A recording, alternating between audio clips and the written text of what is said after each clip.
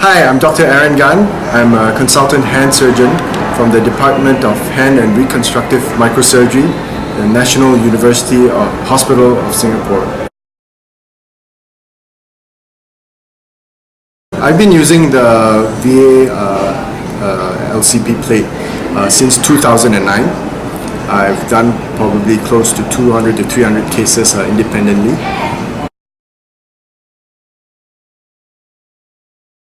Before this plate, I was using the Synthes LCP distal radius 2.4mm set, which includes the extra-articular plate and a JUXTA articular plate. Well, that depends on the indication and it depends on the configuration of the fracture. In AO type A2 and A3 fractures, used to use an extra-articular plate. For more complex intra-articular fractures such as the AOC 1, C2 and C3 cases, I choose, especially with fragments that are very distal, usually we will use the JUXTA articular plate for fixation. Okay, so the main difference between the previous generation of Synthes plates and the current generation of variable angle locking plates is the ability to change the angle of your screws, to direct your screws exactly to catch whichever fragments that you want, especially if you want to catch small dorsal fragments using the VOLAR approach.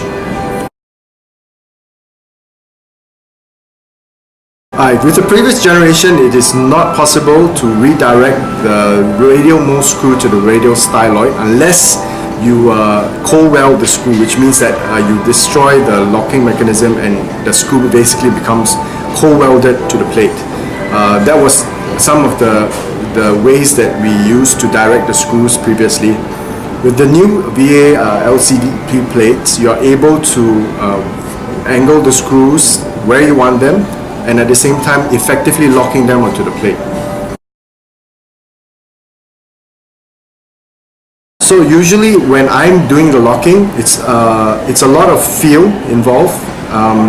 If you are angulating the screw from a position that's not neutral, there will be some protrusion of the edge of the screw above the level of the plate. But I don't think that's an issue because this plate is an anatomical plate design which sits very flush and close to the bone surface, and it should not cause any attritional damage to tendons overhead. In addition, what I do at the end of the fixation is I will use the pronator quadratus muscle and repair it over the plate, and that acts as a soft tissue coverage to prevent any attritional damage from the overlying tendons. In general, you do use the torque limiter screwdriver and feel a click before you are sure that it is locked. In certain times, this torque limiter screwdriver may not be as reliable. Many occasions, I do not use the torque limiter, although this is a recommended technique to use. However, I think a lot of feel is required when you're doing the locking of these screws.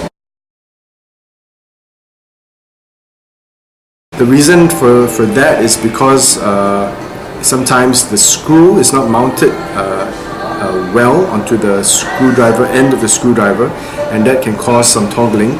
But in my experience and in my hands, some toggling is fine, because at the end of the day, once it has gone through the first cortex, usually the screw will find its path and it will go in straight. In my workshop, I would encourage people to practice using the fixed angle drill sleeve and place fixed angle screws in a neutral position, and practice doing the variable angle locking onto the radial most hole, which you will try to direct the screw to the tip of the radial styroid. In so doing, you have to be careful though. You need to make sure that the screw does not protrude beyond the far cortex into the joint. So in most of the situations, this screw is a very short screw. Usually it's about 14 to 16 millimeters. I do not always use the variable angle on the rest of the screws unless I have to. There are some examples in which I will variably angle the screws on the distal row. One of the situations where I will change the angle in the second ulnar-most hole is when I want to direct the screw away from the fracture site if the hole happens to sit on the fracture line. And in this situation, I would direct the screw into the ulnar side to catch the ulnar fragment, so that I have two screws in the ulnar fragment, and the rest of the radial screws will be catching the radial styloid fragment. I don't think it becomes a big problem, but then that screw becomes an ineffective screw. So I would rather direct that screw a little bit ulnarly to catch good bone, rather than putting it in a fracture site, and at the end of the day, you know, it's not a screw that's going to be really doing anything much. So the proximal row screws I leave empty, and I reserve these holes in the event where I will require extra screws for added stability, for added fixation. For example, if it's a very comminuted fracture and you are not confident that your distal row of screws is sufficient to support and rough the articular surface, you can give additional support by placing screws on the proximal in the proximal row of the distal part of the plate. And these screws, in general, I do not apply the variable angle. I will just use them in a neutral position, because these screws are directed distally towards the joint. So if you were to angle the screws too much, it may either penetrate the joint, or in the case of the ulnar-most proximal screw, you may enter the sigmoid notch. So that's a danger. So I'd rather just use a neutral position to add stability. This question will depend on the choice of the plate. In general, for Asian wrists, I would use the standard 4-hole, and in smaller bones, for instance female bones, I may even use the extra narrow implant where you see the two center holes combined together.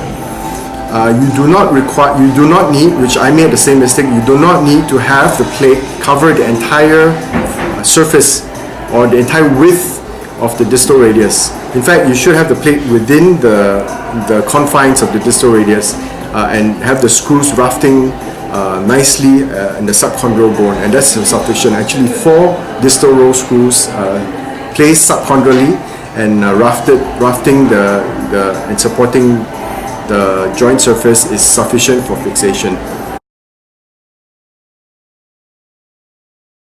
I've had placed screws that cross, but I don't think that's an issue. These screws are meant to act as raft screws, which means that they support the articular surface by placing them in good hard subchondral bone. So having the screws cross or converge or diverge, I don't think it really plays a big role or changes the biomechanics of the stability of this plate. As far as possible, you try to avoid drilling, especially drilling into a screw, because you may break that screw.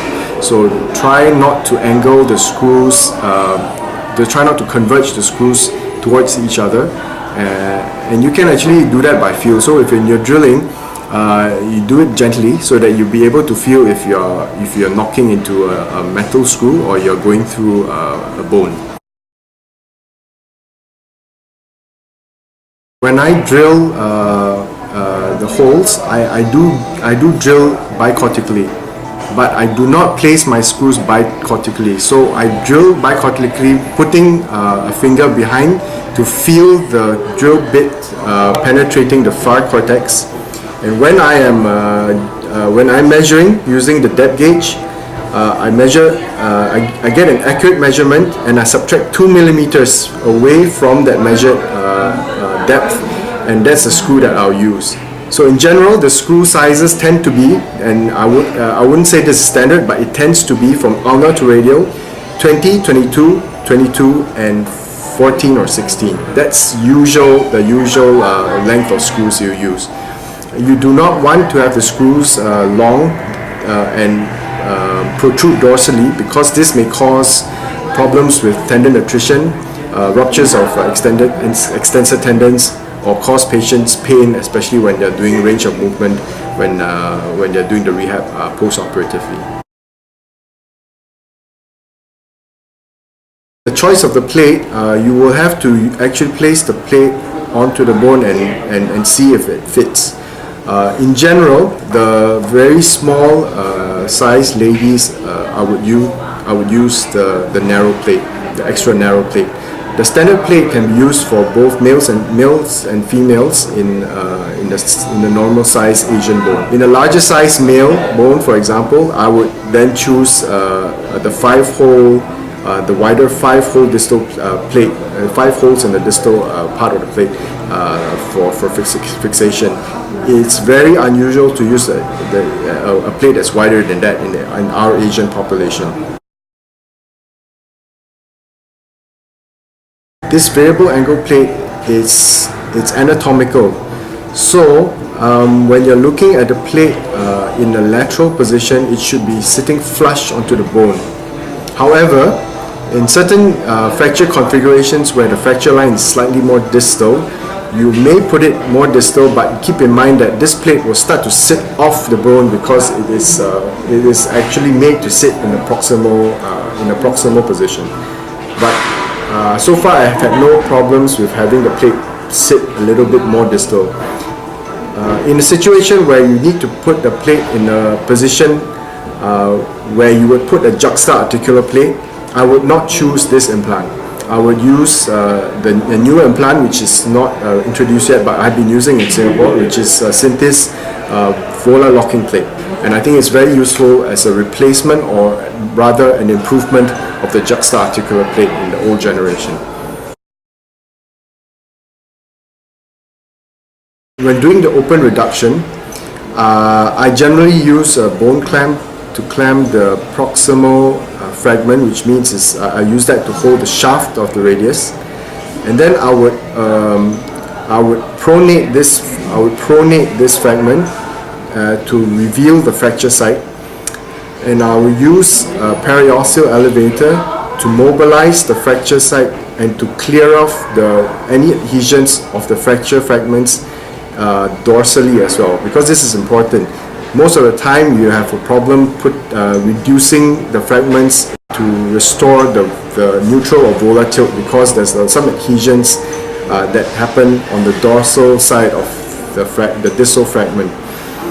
Another tip and a useful trick is to release the brachioradialis insertion, and I think this soft tissue release really helps in allowing you to restore the height of the distal radius, as well as to eliminate the radial translation of the distal fragment, because the pull of the brachioradialis tendon is quite significant.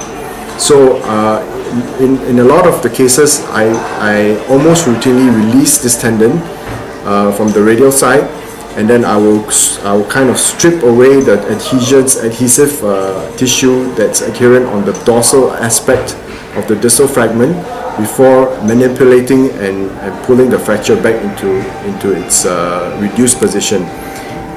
Another trick is also to keep the wrist in a flex position and asking your assistant to pull on the index and middle fingers while you're holding the wrist and holding the fracture in reduction. When you're doing this, you can introduce temporary K-wire through the radial styloid down obliquely to temporarily hold this fracture in reduction. Once this fracture is held in reduction, you'll have a much easier job and much easier time placing the plate volarly and putting all the screws in and making sure that the fracture fragments doesn't move when you're doing this. In general, I fix the radius, the distal radius first. The reason being, most of the time for the ulnar, distal ulnar fixation is done with the patient's elbow flex in this position and you're fixing it from the lateral side. This is difficult to do if you have a floppy distal radius. So it is much easier to have the hand placed on the hand table and have the distal radius fixed before you lift up the hand and then approach the radial, the ulnar neck or ulnar head from the ulnar side, and then doing the fixation from there. There is a variable angle distal ulnar plate.